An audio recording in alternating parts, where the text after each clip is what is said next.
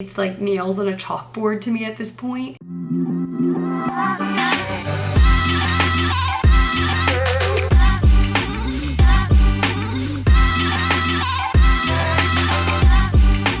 Hey friends, welcome back to my channel. This week I want to talk to you about the 3 most common mistakes that I see as a script reader. So when I stopped my internship from this summer, I was offered a position to be a script reader for their competitions for a little while.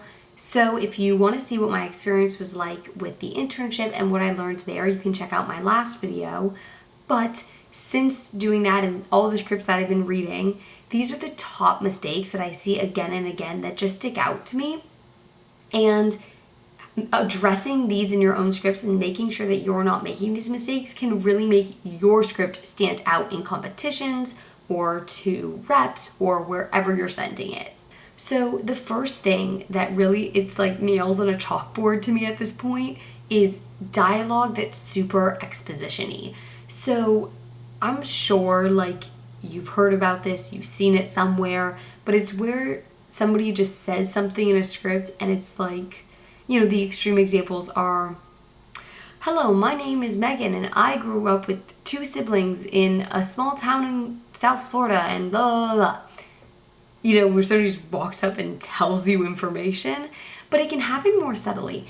And granted, exposition and dialogue is usually necessary, especially in scripts, because how else are you going to get it across? So there's a certain level of like, don't pretend like there's no exposition ever going to be in your dialogue, but pay attention to where it does show up in your script. Make sure you're not overdoing it.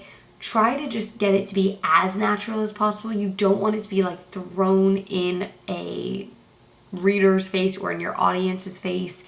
If you can find ways to be creative with it and creative about how you present the information, all of that will just avoid having the audience taken out of your story. And that's the last thing you want to do. You want your audience fully involved in the story you're telling. That is number 1. The next thing that really just I've seen again and again, and it just, again, it pulls me out of a story that I'm reading, is when the formatting is off. Now, format, there's hard rules and there's soft rules. The soft rules, you know, play around a little, like how lines will work, things like that. You know, I've heard the rule that action paragraphs, I guess, should not be more than 4 lines long. If it's 5 or 6 lines long, but it makes sense, that's not the biggest deal. It's more things like, are your slug lines correctly formatted? If they're not correctly formatted, I'm going to be more focused on that than your story, and that's a problem. Or, you know, are you using the correct terminology?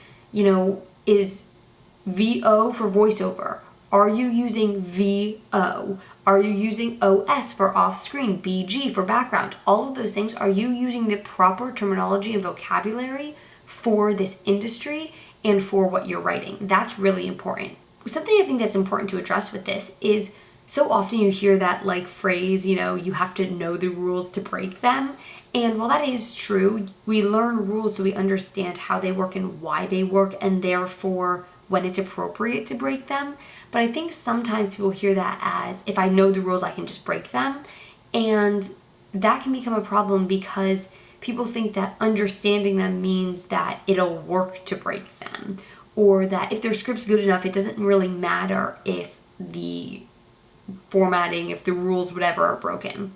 And the thing is you can have the best script, you can have an amazing script, but if your formatting is off, if you're breaking the rules that exist within this framework, it's going to pull an audience and a reader out of your story, and it's going to hurt your story. Now, there are times to break the rules. Of course, people will do it and it works. But I think the message to have with it and the kind of idea to have connected to breaking rules is you should only do it when the broken rule helps your story, not when it's excusable because the rest of the script is so good. First of all, we're all biased on our own work, let's be real. But second, you shouldn't break rules because you're allowed to, because something else is good, right? You shouldn't earn the rule break. You should make the rule break necessary. You should only do it when it's only going to better your script. And it really does make a big difference when you're reading a script and you're just seeing all of these rule breaks, or even just one. Even if it's not a big deal, it's not going to be a deal breaker, but it's that moment where a reader goes, wait, and they have to come back to it. And that moment can be the difference, especially in something like a competition between advancing to the next level or not. The next thing, this one is a little tricky, but it's making sure that your story is fully fledged and thought out. So what I mean by that is sometimes when we're writing our own pieces, we can't see the forest for the trees, I guess. We can't see the bigger picture. We're just focused on what we're writing. And in early drafts, that's how it works. You know what I mean? Early drafts are just for getting things out on the page and pulling things together and making it. But what I've noticed is sometimes people will have these stories that feel like a collection of scenes instead of an interwoven story.